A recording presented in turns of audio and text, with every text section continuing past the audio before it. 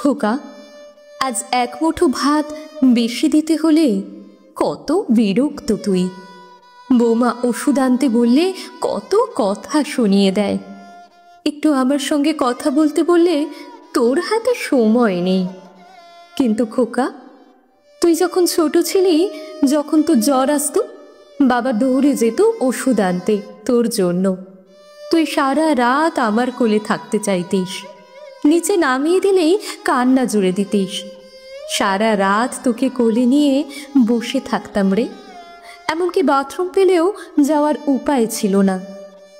তখন কই আমার তো এত বিরক্ত লাগেনি।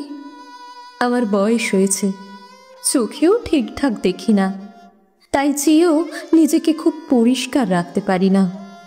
তাই তোর নাকি আমার কাছে আসতে ঘেন্না লাগে।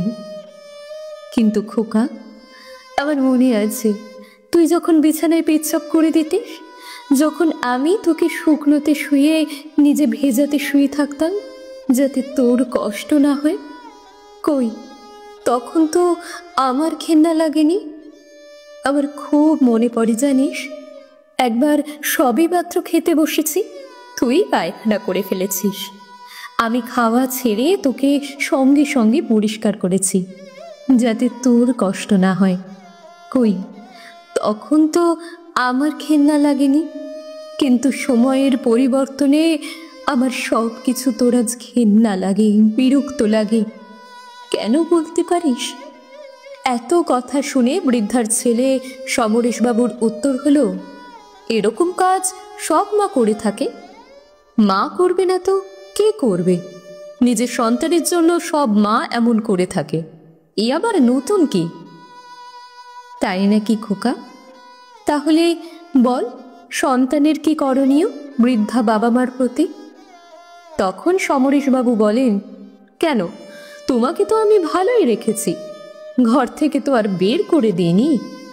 কত ছেলে মেয়েকে দেখছি বাবা মাকে বৃদ্ধাশ্রমে রেখে দেয়, রাস্তায় ফেলে দেয়। আমি তো আর সেটা করিনি। তখন বৃদ্ধা হাসতে হাসতে বলেন, আমাকেই বৃদ্ধাশ্রমে পাঠিয়ে দিলে বা রাস্তায় ফেলে দিলে মাস গেলে বাবার পেনশনের টাকাটা তুমি কি করে পাবে? মায়ের মুখে এমন কথা শুনে সমরেশবাবু খানিকটা ঘাবড়ে যান। বৃদ্ধা তখন হাসতে হাসতে বলেন, আমি তোর মা, আমি তোকে খুব ভালো করেই জানি। তাই আমি ঠিক করেছি আমার দেখাশোনা করার জন্য একজন লোক রাখবো, যে আমাকে দেখাশোনা করবে, আমার প্রয়োজনীয় জিনিস এনে দেবে, আমার সঙ্গে দুটো কথা বলতে পারবে। তোর কাছে শুধু একটাই অনুরোধ, তুই আর বাবার পেনশনের টাকাটা নিবি না। ওই টাকা দিয়েই আমি আমার দেখাশোনা করার জন্য একজন লোক রাখবো। সমরেশবাবু এবার খানিকটা নরম সুরে বললেন, দেখো মা, বাবার পেনশনের টাকায় আমার সংসার অনেকটাই চলে। তুমি আমাকে সেই টাকা না দিলে আমার খুব কষ্ট হবে মা। আমি তোমার বৌমাকে বলবো আজ থেকে তোমার ভালো করে দেখাশোনা করতে, আর এবার থেকে তোমার কখন কি লাগবে আমাকে বলবে, আমি তোমাকে টাইমে এনে দেব। ছেলের মুখে এমন কথা শুনে মাও রাজি হয়ে যায়।